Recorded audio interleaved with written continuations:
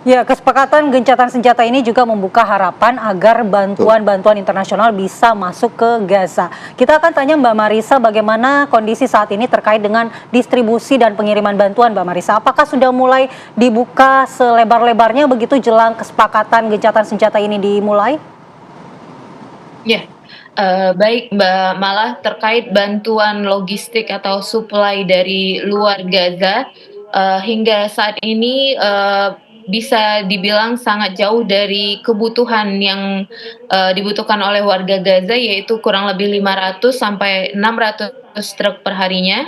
Dan setelah kesepakatan senjata ini, gencatan senjata ini atau ceasefire, tidak ada perubahan yang terlalu signifikan dari jumlah truk yang masuk karena, jalur masuk truknya masih sama, yaitu dari Kerim Shalom, which is di bawah kontrol Israel.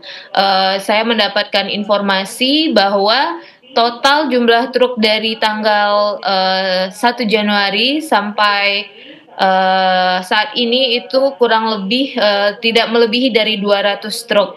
Dan akan tetapi, informasi isu tentang ceasefire ini, juga telah membuat harga, kebutuhan bahan pokok di Gaza mulai, menurun walaupun belum kembali normal seperti harga sebelum, perang. Dan, isu, krisis bahan bakar yang sebelumnya beberapa hari yang lalu di awal tahun, juga sangat parah sehingga mengakibatkan terganggunya operasional rumah sakit, saat ini sudah mulai membaik karena, jumlah bahan bakar yang masuk ke Gaza, sudah mulai lancar kembali. Seperti itu Mbak Malang. Sementara itu Mbak Marisa, apakah sejauh ini tentara-tentara PBB juga sudah melakukan pergerakan untuk paling tidak menetralisir serangan-serangan Israel di sana atau seperti apa? Oh, hingga saat ini belum ada, intervensi lebih lanjut dari, internasional, terkait, situasi di Gaza. Semua masih, dalam proses, karena ini benar-benar saat yang kritikal seperti yang kita ketahui bahwa usaha sabotase untuk ceasefire ini, sering terjadi dan bahkan, kemarin, dari pihak, Netanyahu sendiri, menunjukkan bahwa, mereka berusaha untuk tidak melanjutkan pembicaraan tentang deal hostage dan detail ceasefire lainnya, akan tetapi karena ada dari pihak Israel yang lainnya, partai lainnya, mereka masih, berusaha agar ceasefire, pembicaraan detail tentang ceasefire tetap berlanjut dan direncanakan di, Jumat ini, untuk kelanjutan pembicaraan dari pihak Israelnya. Jadi sampai saat ini usaha komunitas internasional, sepertinya lebih, mengawasi saat kritikal ini supaya, ceasefire benar-benar terwujud. Belum ada intervensi langsung di wilayah Gaza, seperti itu. Baik. Baik, kita ke Mas Pizarro. Mas Ya. Pizarro, menurut Mbak Marisa belum ada intervensi dari dunia internasional terkait dengan kesepakatan gencatan senjata ini. Bagaimana? Iya, ini kan kalau intervensi internasional, kalau semacam kayak tentara PBB, ini kan juga harus mendapatkan persetujuan dari Israel, seperti itu ya. Sedangkan Gaza secara umum kan memang ini basis kekuatannya para pejuang-pejuang Gaza gitu ya, yang mereka selama ini 15 bulan luar biasa loh, digempur, dibombardir, tetap masih eksis, meruntuhkan mitos tak terkalahkan tentara Israel yang selama ini diklaim hebat dan lain sebagainya. Makanya ini kan tadi seperti disinggung Mbak Marisa, ini kan ditunda voting untuk persetujuan gencatan senjata, karena di Israel itu dia harus dilempar dulu ke kabinet untuk disepakati kita nerima gencatan senjata atau enggak.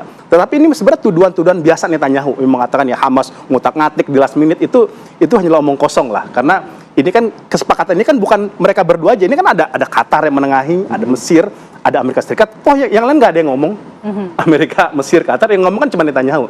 Ini jadi hanya semacam upaya Netanyahu ya untuk menyelamatkan muka dirinya di depan para keluarga-keluarga tentara. Ingat Mas ya, versinya Israel itu ada 400 tentara yang tewas. Tapi versi dari banyak pakar intelijen mengatakan ada lebih dari 1.000 tentara Israel yang tewas dalam pertarungan di Gaza. Ini suatu angka yang sangat sulit diterima oleh Netanyahu, dan dia makanya ini mencoba untuk buying time, mengulur hingga kemudian nanti dia mengatakan di waktu yang tepat untuk gencatan senjata. Tetapi saya prediksi tidak akan lama lah. Mungkin hari besok ya, atau sampai hari Ahad ya, kabinetnya Israel dia akan menyetujui akan terjadinya gencatan senjata. Berarti betul isu bahwa di sana Mbak Marisa juga tadi sudah menjelaskan bagaimana ada upaya sabotase untuk menggagalkan upaya dari gencatan senjata ini. Betul gitu. Ini kan makanya kan diulur sama Netanyahu dia untuk memaksimalkan serangan terus dan menyerang basis-basis Hamas karena dia nggak bisa mengklaim nih ke masyarakat Israel bahwa kami menang perang.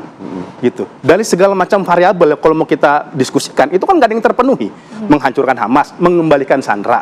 Yang kedua, ketiga mengembalikan para pemukimnya Israel untuk kembali ke wilayahnya. Itu kan tidak terpenuhi semua. Yang terjadi, Netanyahu itu berteguk lutut terhadap Hamas dan menyetujui syarat-syarat yang diminta Hamas, menarik pasukan Israel. Ya, kemudian membebaskan ada 10.300 tahanan. Itu kan disetujui akhirnya, yang nanti ditukar oleh para sandera 99 ini. Ya, kemudian untuk tidak lagi melakukan penyerangan. Jadi kalau kita bandingkan apple to apple, secara umum kita bisa mengatakan Hamas memenangkan pertarungan ini. Tapi kan Gaza itu dibombardir. Dalam skala perang, pengorbanan itu kadang-kadang tidak bisa menjadi satu variabel yang utama. Tetapi siapa pihak yang menyetujui syarat dari pihak lain untuk menerima gencatan senjata. Nah, dalam konteks ini saya lihat Netanyahu memenuhi poin-poin tersebut. Dan ini kan baru di tahap pertama ya, ya Mas Philip, Mbak Mala ya. Ini masih ada fase keduanya nih. Iya, ada fase kedua dan ketiga begitu betul, ya. Iya. Iya, nanti bagaimana respons dari negara-negara Timur Tengah terhadap kesepakatan gencatan senjata ini dan hubungannya dengan Israel jadinya nanti? Iya, sebenarnya kalau kita mau melihat ya, sebenarnya negara-negara Timur Tengah sendiri ini di luar prediksi dia bahwa pejuang Gaza ini bisa bertahan sampai 15 bulan di genocide, bayangkan loh, melawan para pejuang yang ini kan sebenarnya bukan militer resminya Palestina. Ya, militer resmi itu kan ada di Ramallah, di otoritas Palestina ya. Ini juga akhirnya membuyarkan beberapa negara Arab yang udah kadung melakukan perjanjian damai dengan Israel. Karena kan klaimnya Mbak Mala, Mbak Philip dulu kan normalisasi ini untuk menjamin stabilitas dan kemerdekaan Palestina. Sejak tahun 2020 sampai sekarang 2025, mana yang terpenuhi? Blokade tidak dicabut, kemudian kemerdekaan tidak pernah didapatkan Palestina, serangan masih terus terjadi. Menurut saya ini juga sedikit menampar negara-negara Timur Tengah yang selama ini justru ngeblok kepada Zionis dan tidak mendukung secara total perjuangan yang dilakukan oleh para pejuang Gaza. Tetapi para pejuang Gaza kan dia sudah mengatakan kami tidak mengharapkan dari Timur Tengah dan sebagainya. Dalam kasus perang ini kami memang berdiri atas kaki sendiri untuk melawan agresi dari Zionis Israel. Tapi yang menarik adalah bagaimana kemudian Amerika Serikat juga mengeluarkan keputusan untuk melakukan gencatan senjata di tengah transisi presiden. Apakah ini salah satu upaya dari Netanyahu juga untuk selalu mengulur-ngulur waktu ketika nanti adanya pergantian presiden di Amerika Serikat? Karena kan kita lihat ini kan Joe Biden yang mengeluarkan, tapi kan ini kan masih masa transisi ke Donald Trump. Seperti apa? Iya, dari awal kan memang Netanyahu ini buying time. Makanya dia kenapa tidak begitu sangat responsif terhadap usulan gencatan senjata yang dilakukan oleh Joe Biden. Karena dia menunggu kemenangan Donald Trump.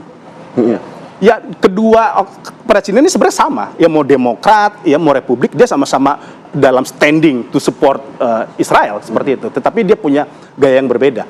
Memang Donald Trump lebih banyak dia mengakomodir keinginan Netanyahu selama dia memimpin. Bahkan ada yang mengatakan, oke, kita ada kredit bahwa Trump berhasil menekan Netanyahu untuk memberikan gencatan senjata, tapi itu bukan berarti berakhirnya perang di Gaza.